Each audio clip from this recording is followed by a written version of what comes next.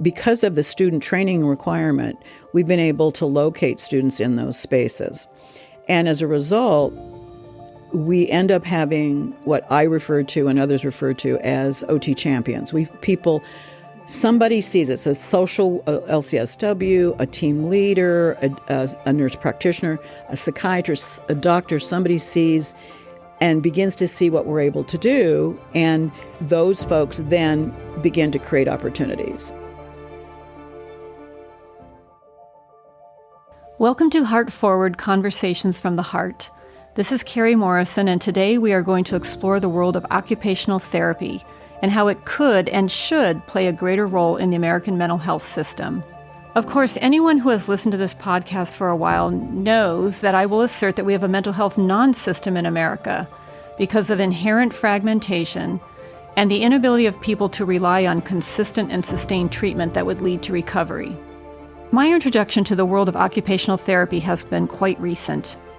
In the summer of 2022, I had the pleasure to meet Dr. Deborah Pitts and Dr. Joy Agner, both from USC. The occasion was to discuss our mutual aspirations for a clubhouse in Hollywood.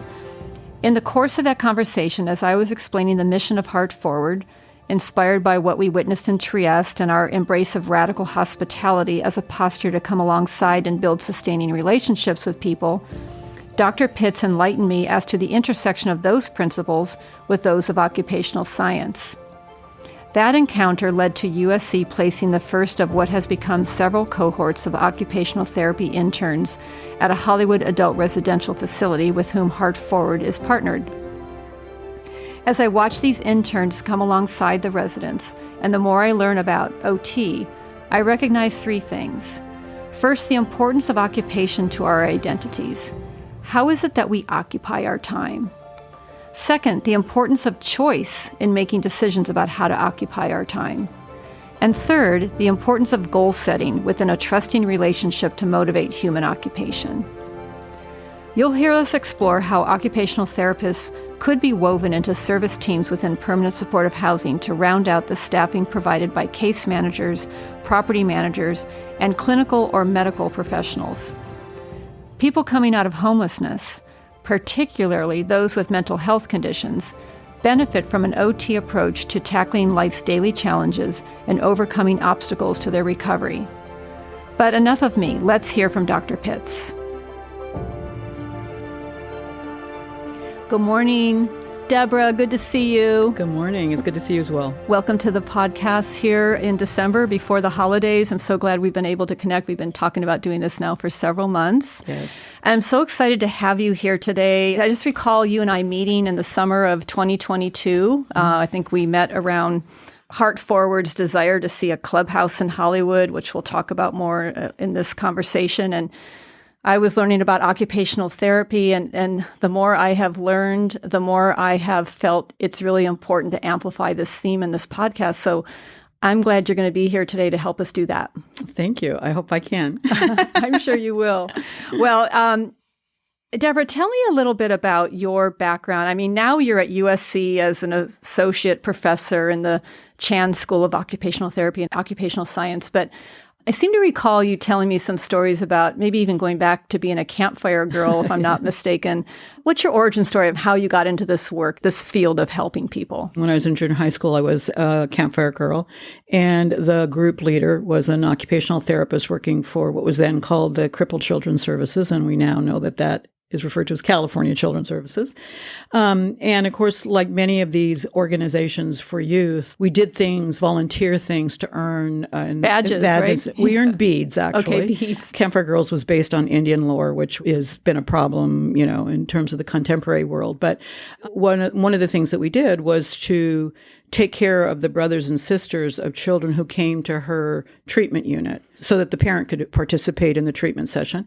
If there were no brothers and sisters, we sometimes got to kind of hang out in the treatment space. And so saw stuff and doodads and things that you did with developmental delay with children. I'm sure that my need very early on was to have clarity about my future, whatever my pathology was about that, right?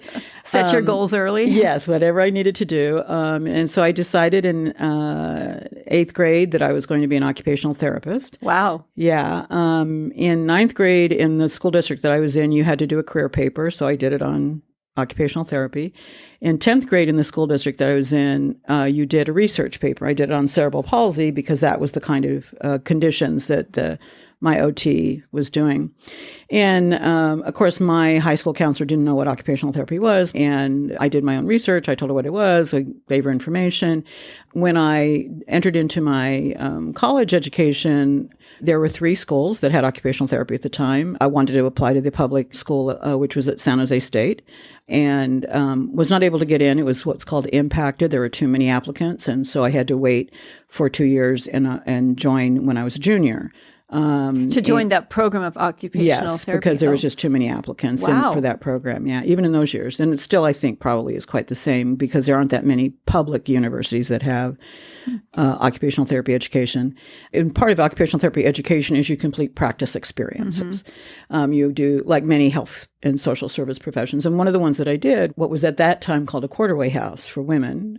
So not a halfway house, a quarterway house. It was called a quarterway house, yeah. I essentially did an activities program. I mean, every Wednesday evening, I went and did an activities program. After I started working, I came to understand that that was really a part of what's referred to as psychosocial rehabilitation or psychiatric rehabilitation, as it more popularly is referred to as now. So that kind of put me into that space. I thought mental health would be where I would work. Ended up in my first job, I was working with adolescents and mental health, and then was recruited to an adult mental health program. While there was interest in evolving what was called a day treatment program. And this was still in California? This was in California, yes. It was at the time that Fountain House had gotten funding from the federal government to disseminate the clubhouse model. So what year would that have been approximately? This was early 80s. Early 80s, okay. And the mental health center I had some interest in this, and I don't know exactly how they found out about it, but we ended up being able to go to Fountain House for our training. So they came and visited us, which was the way it was designed. The Fountain House would come out to make sure the mental health center was really committed to making the change. Then a handful of the staff would travel to Fountain House for their training. So I was in the early 80s, was at Fountain House for my training. I worked in the kitchen unit at the time, participated in the 3-week training. There was actually another OT there. She was from another mental health center. And that was sort of my first introduction to, after having done my field experience in my OT program. And I just felt like I was home. I thought this is occupational Pierce Forum. I was like, it made such sense to me. The design, the nature of the activities. And of course, in those years, the way Clubhouse was disseminated and the way that they presented it is they differentiated it from the clinical programs that referred to as day programs or day treatment or partial hospitalization programs.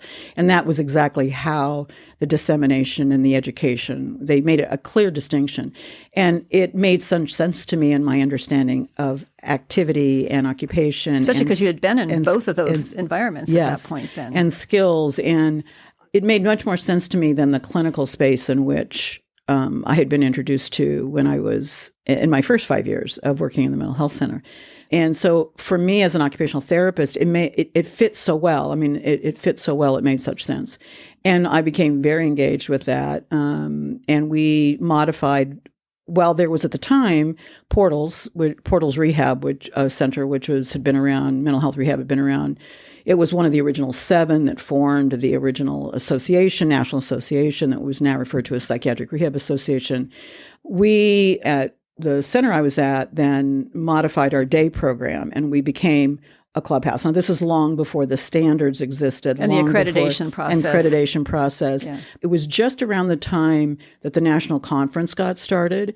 We were not a full fidelity, what we think of now as a full fidelity clubhouse. But over the years, it ended up becoming much more But and again, was that in Northern California or Southern California? this is in Los Angeles. Okay, Yeah. through portals? Was it through portals? It was actually what was referred to at the time as, it was originally the Glendale Mental Health Services. It became Verdugo Mental Health, and it's now part of D.D. Hirsch. I don't even know. It was referred to as Arden House. I don't even know if it still is operated by D.D. Hirsch. I haven't looked recently. I became very involved also in the National Association, which at the time was called IAPSRS, International Association of Psychosocial Rehab Services. That's quite an acronym. Yes. And I went to the conferences. When I started going, there was very few OTs there. One conference I went to, there was an OT who was getting a Young Researchers Award. It was Alexis Henry. She was actually doing research on Clubhouse. I ran up to the dais and said, "Hi, I'm an one OT." of you. And then later on, others. Now there's a much more participation and presence of OTs in that organization. But and of course, that organization in some ways has lost its presence because there's so many other entities that have emerged. I mean, I feel like I grew up at a time and I grew up as a practitioner, professional in this practice space of sort of counter clinical present, clinically informed services, repositioning professionals in relationship to peer support specialists, the growth of the language and the ways of thinking about recovery. These are all things that were a part of this entity, this organization, and the organizations that supported it. So how did you find your way then to USC to actually teach, moving from practice into teaching? I was at the Mental Health Center. I took a master's in business from Pepperdine. Certainly was going to pursue a master's. I could have gone MSW route, perhaps, or MBA or public health. I decided to go the management route, not the clinical route. And so I took my master's in business. I went from there to West Los Angeles VA, where at the time was the West Coast version under the auspices of Dr. Robert Liberman, who was a well-known psychiatrist who had promoted the idea of rehabilitation approach to psychiatry, which got called psychiatric rehabilitation. And so I was there for about 10 years and a part of that research group, practice group. Actually, it's where I met Courtney Harding and first learned about Trieste and, had a lot of opportunity because he was very well known in that.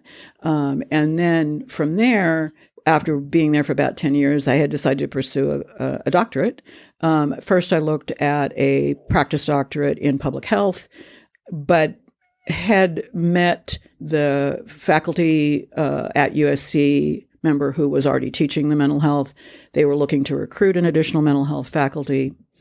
I said, let me come, I'll do my PhD. And so I've been there since 99, and it took me a while, but it was a long birth, but I finished the PhD after about 8 or 9 years, which is, while I was teaching part-time, and had an opportunity to do that at what was at the time called the Village, MHA Village. And we've done a podcast about the Village. Sure. Yes. So I had a chance to meet all of the initial players there. And then I've just continued to teach. And I mean, many of the mental health OTs that are, of course, practicing in Los Angeles have come through USC, not all. We have several OT programs in the greater Los Angeles area now. But several have come, and I mentored them either in their field experiences or their other practice experiences. I hear you are kind of a legend out there. So yeah. Let's talk about some terms, because a lot of people listening to this podcast, this is a kind of unusual topic. And, even for me, a year and a half ago, it was new. You mentioned, and this comes up in your bio on the USC website, that you're considered an expert in psychosocial rehabilitation. I have learned that part of what kind of characterizes what's unique about the Trieste method is it leans towards psychosocial rehabilitation as opposed to clinical interventions. Yes. Both are necessary. Yeah. But define for people listening, what is psychosocial rehabilitation? Psychosocial rehabilitation is, I've come to understand it, emerged as in some ways as an alternative to the clinical frame and the limitations of the clinical frame. That the perception is that if you think clinically, if you're primarily thinking about clinical recovery, for example, or clinical interventions, you're focused on the symptoms and the symptom remission, you're also more likely to take up a a biological theory of the phenomenon that we're talking of people who are served in these. So psychosis, schizophrenia, bipolar disorder, you're going to think of these as medical conditions, not experiences that human beings have. So to some degree, there was an effort to balance what had become a medical or biomedical psychiatric perspective on the phenomenon, psychosis, schizophrenia, most prominently bipolar disorder, to some degree major depression, but certainly a prominent feature in these services are folks with psychosis and labeled with schizophrenia. And this idea that medicine is not sufficient, psychotherapy at the time was very prominent, is not sufficient, although not everyone would agree with the notion that psychotherapy isn't helpful. People needed skills to live. People needed spaces that were designed in particular ways to provide support. And so the idea of a rehabilitation approach, which sometimes the way this is explained is it comes out of the rehabilitation part of the label, comes out of the rehabilitation for people with physical disabilities. The person has a self and a life beyond the condition, and we have to address that. We can't just address the condition. So a couple other terms, and I know this must be very important because USC, it's a school of occupational science and occupational therapy, which is a long thing to have to say.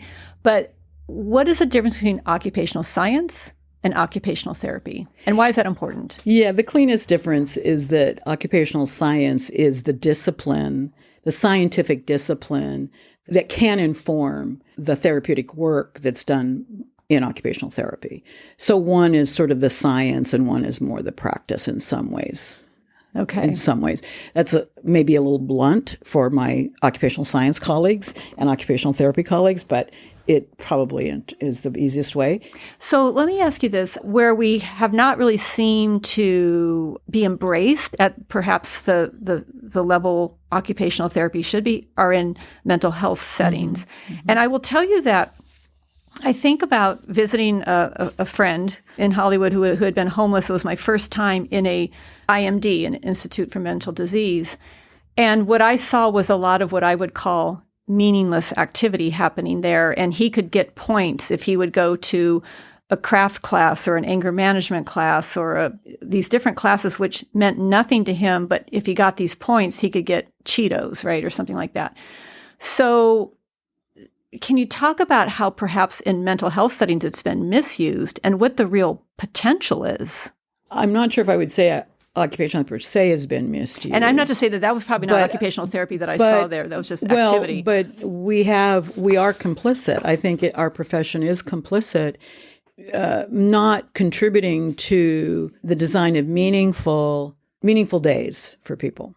The things that influence some of these settings has nothing necessarily to do with the practitioners and having everything to do with funding, funders, payment sources who purchase or pay for a particular minute of time, and where payment sources require change in a particular way. And so they end up paying for a group that may not have meaning, but it can be defined. Okay? Yep. And it's one of the challenges with the clubhouse. I mean, the clubhouse is not a group. It's an all-day set of activities in which people are coming and they're coming and going. And it's hard to then describe and define and document what actually happened for each person, okay? Because it's so dynamic and it's so open. And the degree to which our payment sources have been reductionistic and focused on symptom change, emotion regulation change, as opposed to just participation, engagement, and the level of detail that's required to document for payment, all health professions have responded to that, as have occupational therapists when they're in those spaces. When we look at the occupational therapy workforce in the United States, when workforce surveys are done by our national association, there are substantially fewer occupational therapists practicing the mental health space, but we're small but strong. Mm-hmm. There has been histories of our not doing well even over those 70, 80, 100 years that we've been a profession, right? Where are the activities were not meaningful. They were done. People used to talk about basket weaving was the joke about that was offered at part of psychiatric hospitals. People did basket weaving. They didn't do anything meaningful. So this is not the use of activity as being meaningful or not is not new. I think what occupational science brought to the question of occupation, though, was a more complex understanding of what we mean. And meaning is only a feature of it. So people don't just need meaningful activities, although they do need meaningful activities. They need activities that happen at times in the day that will engage them. And so it's not just the meaning of the activity, but it's the nature of the activity.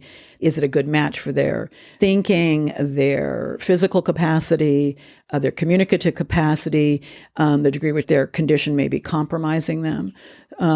So I can see what you just described. I see students in those spaces, talking with them about what are they seeing? What are they thinking about what they're seeing? What would that look like if they were going to make a difference? What are the real barriers to making the difference that have to do with funding and opportunities? Yeah, so I one of the conversations we had that predated today as we prepared, you mentioned how in our U.S. system we have, in a sense, abandoned social connections and social relationships in exchange for like the quick fix intervention. And those are probably hard to measure, but how do you actually truly engage a person in what they want to do to occupy the time until you know who they are and what excites them? Well, and I think part of the challenge, and this is not new, I mean, people have written about this, is the tension between medical model funding streams and social model funding streams, for want of a better, comparison. And social model funding streams are looking at, are not based on, they generally pay less per visit or per day, because they're not tied to a specific medical condition. So this has to do also with the way our healthcare system has defined what it means to be serving people. And so if you're doing something like the clubhouse, that has always had less payment than a day treatment program. So a day treatment program got paid way more to do what they got to do than a clubhouse.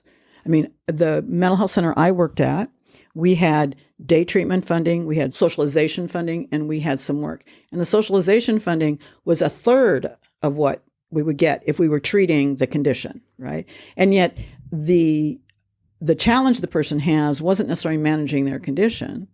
It was more about being able to engage and participate. So the payment rates aren't equivalent because it's not seen as treatment. It's seen as recovery-oriented peer support specialists. Their salaries are significantly different than others. So we make these judgments about what is worth paying for, and that has effects on the nature of the services that we have and who you can hire to do it, how long people can work there because their salaries may be lower, kind of thing. And so that's a real challenge. And for occupational therapists, because we get paid very well in many other settings, many of our occupational therapy colleagues are looking for a certain salary rate. And that's a challenge in Medicaid, even Medicaid as a medical model, or to the degree to which it funds non-medical model services. Medicaid payment rates are significantly lower than Medicare payment rates. So it's not surprising that OTs working in nursing homes are making more than OTs working in Medicaid funded. So I want to put a pin in that observation, and at the end, when we kind of wrap up your wish list for what you would like to see changed in the future, I think we would return to that. Let's kind of shift now to looking at what I would call the ecosystem of housing in the LA region, and this would apply throughout the state of California as well, for people living with mental illness in our community. Are there going to be in permanent supportive housing, or maybe subsidized housing, or board and care homes, adult residential facilities? And I have come to really appreciate that presence of OTs in these spaces would be really additive to helping people reclaim their lives, recover their lives, etc. I kind of chuckle when you hear the description, for example, that people coming out of homelessness moving into permanent supportive housing then are experiencing robust wraparound services. It's like, where are they? Why is it that we don't have more OTs in, let's just talk about the supportive housing space? Because What are all the potential things OTs could help people learn and adapt to as they came out of homelessness into being housed again? Yeah, I guess the way that I've come to over the last 10, 15 years of thinking about permanent supported housing and our role in permanent supported housing for people experiencing homelessness, because part of the challenge we have is that there are two histories in housing. There's what's called supported housing and what's called permanent supportive housing. Supported housing had to do with people labeled with psychiatric disabilities moving out of board and care homes into their own units. Permanent supportive housing comes out of the homeless unhoused service sector. Over the years, what's happened is those have merged, and permanent supported housing has become the label for it.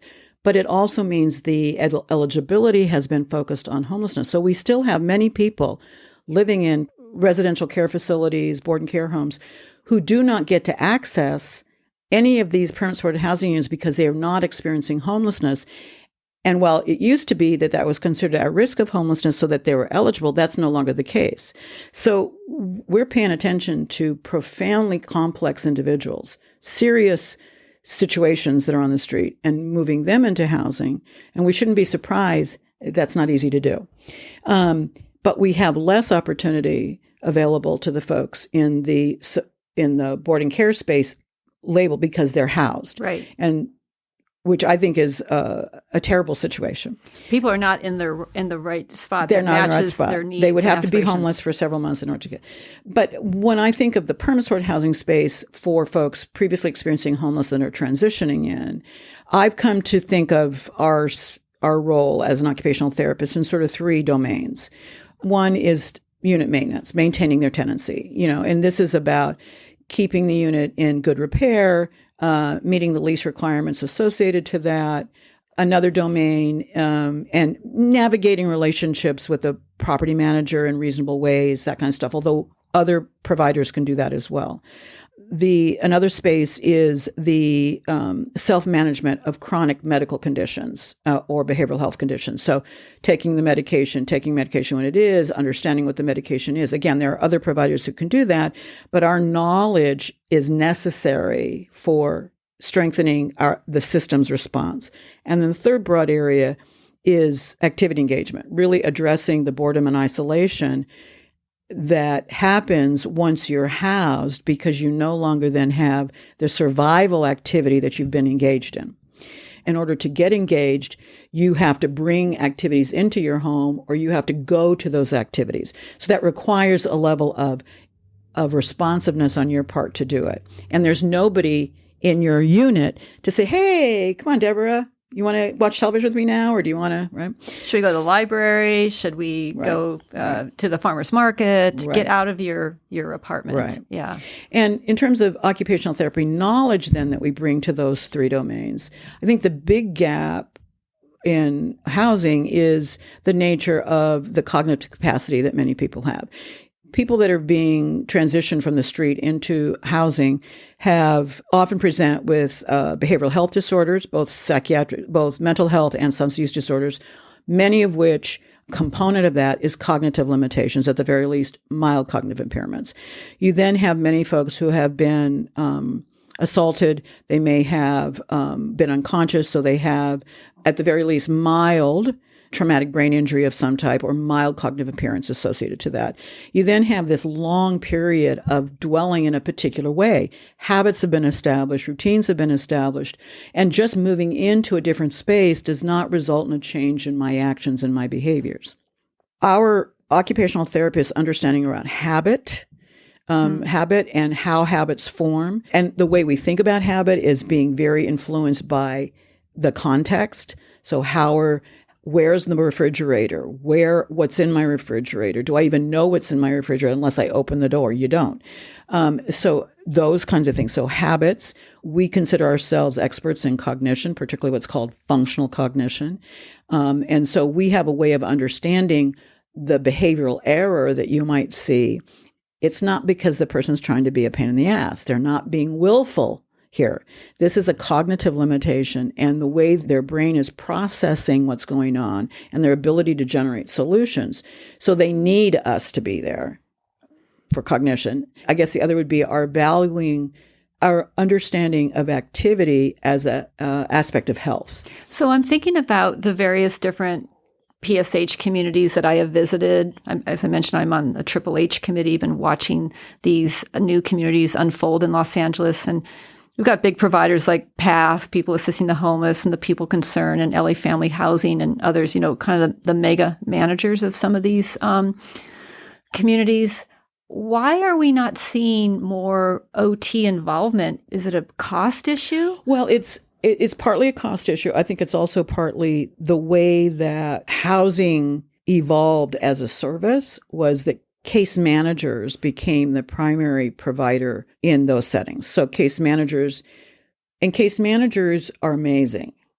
They have a huge They are job. Amazing. Yeah. They have a very huge job, and they have a job that's often beyond even their experience and expertise. Because housing is not a treatment space, the presence of other types of providers has been less evident. Mm-hmm. And when they do bring other providers in, it's seen as a licensed mental health professional is who you need. You need someone to work on the person's mental health, managing their symptoms, that kind of stuff. The next provider that seemed to be meaningful was nursing. So nurse practitioners, other types of nurses, because of the comorbid medical conditions that people had. Very reasonable. We would argue that what's missed in that package, which we value those partnerships, is the knowledge we bring around functional cognition. Because in order for the nurse to make sure the person takes the medication, they need us to understand the functional cognitive aspects and habits and routines. Nurses are amazing as well in terms of their understanding, and they've built a knowledge about that. But we built an expertise in them.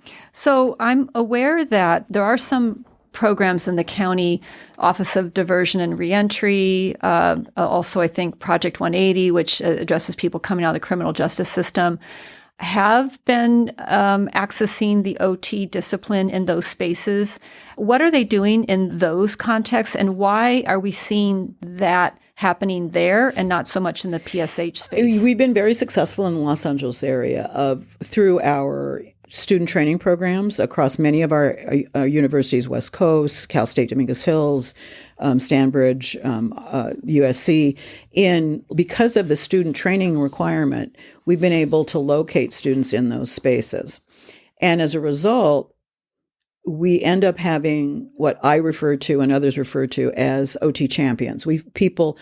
Somebody sees it, a social LCSW, a team leader, a nurse practitioner, a psychiatrist, a doctor. Somebody sees and begins to see what we're able to do, and those folks then begin to create opportunities. So Project 180, for example, over the last 4 or 5 years. And can you describe what Project 180 is? Project 180 is a part of Special Services for Groups. Special Services for Groups is one of the largest community-based social service providers, I think, in the Los Angeles area. They cross many of the regions. And this is only one part of what they do is Project 180, but it does work with, it's a forensic mental health service, or Justice Involved, what's referred to as Justice Involved. And they provide both intensive outpatient services, I believe. They also have residential programs linked to what's called the Conditional Release Program or ConRep program, and then they also have permanent supported housing. We just had a couple of champions who decided they wanted OTs there, and with over a 4-year period, they ended up hiring at one point about 10 OTs. I don't know what the current number are. And what's interesting there is we now have an OT who's a supervisor. So once you're there, it's not only social workers that become supervisors, it's not only nurses that become supervisors, but other professionals can move into those spaces as well. So that's been really successful. What about the Office of Diversion and Reentry, ODR programs? That's what funds most of what Project 180 does, is my understanding. So that would maybe explain why we're seeing the elevation of this occupation or this profession in those spaces, because they're using something other than Medicaid dollars. It's very possible. We've had some success in other spaces. The housing space doesn't use Medicaid dollars much. That's the thing, because they have HUD for the funding. And the case managers currently are funded by the LA County Department of Housing for Health, so that you don't have a lot of Medicaid funding like you do with the full service partnership or the clubhouse. You just don't have that. It doesn't mean that they can't use that, but often that's not what's being used for the case management services. I can't say for sure that it was a difference in funding. It could be. It's certainly, when you meet with the folks who are what we refer to as RT champions, it's their advocacy, internal advocacy within their agency, that has resulted in that. I had a conversation with one of those champions, Emily James, at Step Up last week, because she has definitely been converted and will bring in students into the PSH space at Step Up. I'm hoping that anyone who's involved in case management listening to this would see the potential and start to maybe even ask questions. I'm thinking of a visit a few months ago. I went down to Long Beach to Century Housing Century Villages. Century Villages, and they have a full-time occupational therapist there on staff. And she was mentioning, I was asking, like, how do you interact with the case managers in that pretty large residential community? And she used an example where somebody might have a problem with hoarding. They're hoarding in their unit. Okay, so and I hear about this happening a lot in different PSH communities. The case manager is not going to know how to come alongside that resident to ascertain how are we going to address this issue. So she relied upon the OT in that space. That just seems so logical. Well, yes, I would say occupational therapists are working in hoarding practices in many places in the U.S. and in North America, and for sure, and particularly with older adults. I would say we're not the only provider. I think there's a part of what we do. Hoarding is such a very unique issue that it requires probably multiple providers to be in play. Like a team approach. Yes, it really does require that. I think the one thing that occupational therapists, we're used to doing with, and coming alongside people. Yes. What happens is, in the permanent supported housing space, there is this privileging of doing it on your own. Everyone wants to do it everyone believes you're supposed to do it on your own. There's this tension between, on the provider side, do I do for, do I do with, or do I let the person do it alone? There are certain ways of thinking about how to make that decision, and one of them is through a functional cognition lens. I would argue that we don't do enough for, and we don't do enough with. That we are so eager to have the person maintain their autonomy and their independence. It seems like an American thing. And it's, even within the occupational therapy profession, right? Independence, and there is this idea that independence is a false. None of us are independent. We're all codependent in terms of relying on other people for things. The case manager to resident ratio, the expectation of what the case manager is supposed to do. It's kind of like when your doctor, you go to see your primary care doctor, and your doctor urges you I urge you to eat well. I urge you to get active. Yes. I urge you. Or they do their brief motivational interviewing with you, right? That's supposed to be the answer to all things motivation, right? We're looking at folks, we're working with folks who many will be able to do that. You will have some who can move right off of the street, take up their unit practices, take up their activity practices, take up their health practices with very little rather with the case manager's weekly check-in. But for everybody else, they need more services and more support. And that's where I think we can provide support to the case manager for them to do their work. They're being asked and held accountable for things that they shouldn't be held accountable for, in my view. It's just too much. It's too much in terms of numbers and volume. And the thing that's really unique about housing, it is not a treatment space. They don't have to talk to you. The residents don't have to talk to you. Now, yes, they sort of agree when they move in through the coordinated entry system. Now with DHS, the Department of Health Services, Housing for Health funded case manager, that they will meet with the person. But trying to track them down and find them, sometimes it works really well, and then they go missing. And like, well, what happened, right? And yet the case manager continues to be held. There are ways for occupational therapists, because of how we focus, because we're very comfortable doing with. We understand that doing for and doing with often is the way in which you move, helping people do it on their own. And we're willing to do it for much longer, because oftentimes what our colleagues do is they fade too soon. I love the analogy of the doctor, and I'm also thinking of like what a personal trainer is. what is a personal trainer like? I know I should be doing work to strengthen my core. Intuitively, I know that's supposed to be done. But if I could have someone be there with me, watch me, check my technique, and then break into a new habit, it has to become a habit. That's like an epiphany for me and how you describe that. Yeah. So, Deborah, how are you and your colleagues advocating in this space to elevate OT as really a needed component of the whole ecosystem of people living with mental illness, whether they're in board and cares, permanent supportive housing? What is your hope, and how are you trying to make the case for this? Well, because I'm in the workforce development education space, one of the main ways I've been trying to do it is by bringing our students into those spaces. And these are spaces where they're not OTs, and that means they're being mentored by peer support specialists, by social workers, by case managers, and then trying to educate those providers as well as the organizations that they work with so that the students get the right experience, right? So that's one. And have been doing that for a really long time. And we've had, I think, really good success. One of the opportunities we had at USC was that we had a post-professional doctorate program, which immersed the student in a full year at the site. And that allowed for a stronger understanding and appreciation than the other kinds of shorter experiences that we have. So that was important. So that's one space, is through just bringing students to that space. I've been involved with the California Behavioral Health Planning Council about 10 years. But prior to that, I was introduced them in the early 2000s and began to work at trying to advocate for expanding the presence of occupational therapy. So I had presented to a couple of what at the time was their personnel committee.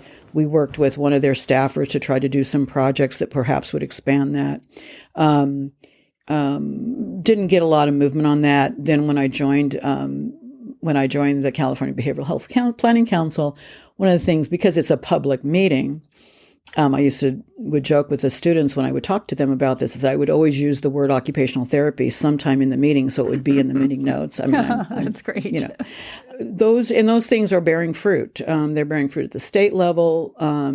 My state association has had some good success. We've had some really good recent conversations, and it's possible that within the next few months we may actually finally secure OTs as designated as licensed mental health professionals in the specialty mental health Medicaid and licensed practitioners of healing hearts in the drug Medi-Cal ODS system of care.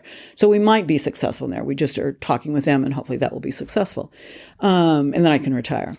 I've made myself present and keeping the conversation going.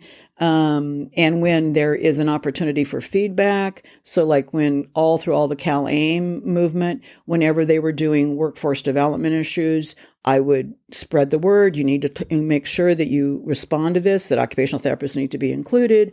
Whenever it was about workforce stuff, so I've done that. The University of San Francisco has a mental health workforce effort that never has included occupational therapists. So I have said every single time that they are speaking or presenting their findings, I'm saying, I'm sorry, you're not talking about occupational therapy, and we're in this space. It's not like we're not in this space. You are relentless, and that is. And hopefully this podcast will add to your list.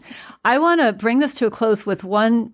I hope you can answer this question, because I think we've talked so much about the science and the application and the policies and all this. Can you bring us home by maybe sharing a story in your life, in your career? Could be in the early days, could be later, where, but for the presence of an occupational therapy, someone's life might have gone in a different direction. Can you just tell one human story that this shows the power of the patience and the coming alongside notion of OT that we could end this podcast with? That feels pretentious. Because I'm never wanting to say we're the only one in play. We just need to be there. We need to be a part of the services. So in PSH, case management is important. Mental health professionals are important. We just need to be there. We have things to bring. We have gaps. We can fill the gaps. So I don't know that I would have a specific story because that's not the approach that I've taken. Right. It's a team approach. It's I just think we belong there, and that we have knowledge and we have expertise that can address some of the things that are not there. Some of our students have had some extremely wonderful, successful opportunities where in the PSH space, for example, the team was thinking about this person needing to go to what they call a higher level of care. I really don't know what they mean by that because there is nothing called a higher level of care. There are spaces that require less cognitive demands and less performance requirements, but that's not a higher level of care because there's actually less care in a board and care than there is in some of the PSH spaces. And, she worked with him for over about 8 or 9 months, profoundly symptomatic in terms of his psychosis, had particular preferences, but she spent time with him. So it was the time, it was the listening to his experience and using that, not seeing his psychotic ideation as a problem for the medicine to fix, but a way for them to figure out how to manage it and work around it and increase his level of participation. We specifically targeted, the team felt burdened by doing some of the things for him. So she worked on what could she offload to him or to her by bringing opportunities to that. So he was able to assume some responsibility for things that the team was doing. So those are ways in which in the PSH space that we've had have had our post-professional doctoral residents or our fieldwork students be able to make those kinds of changes. That works. I love that. And I love the team approach because of just the interdisciplinary nature, really, of bringing these services into these housing environments. Thank you for being so generous with your time and for teaching me so much about this profession. And we're excited. Heartforward hosts OT interns at a local board and care in Hollywood where we're privileged to do radical hospitality. And the residents love the students and they're so sad when they go after 10 weeks. And then there's usually about a 4 to 6 week hiatus and they're welcoming them back in January. So we're delighted to be in partnership with USC. And I hope you can consider me to be one of your OT champions. We do. Okay. We do. And thank you for the opportunity. Thank you, Deborah. Have a wonderful rest of your day.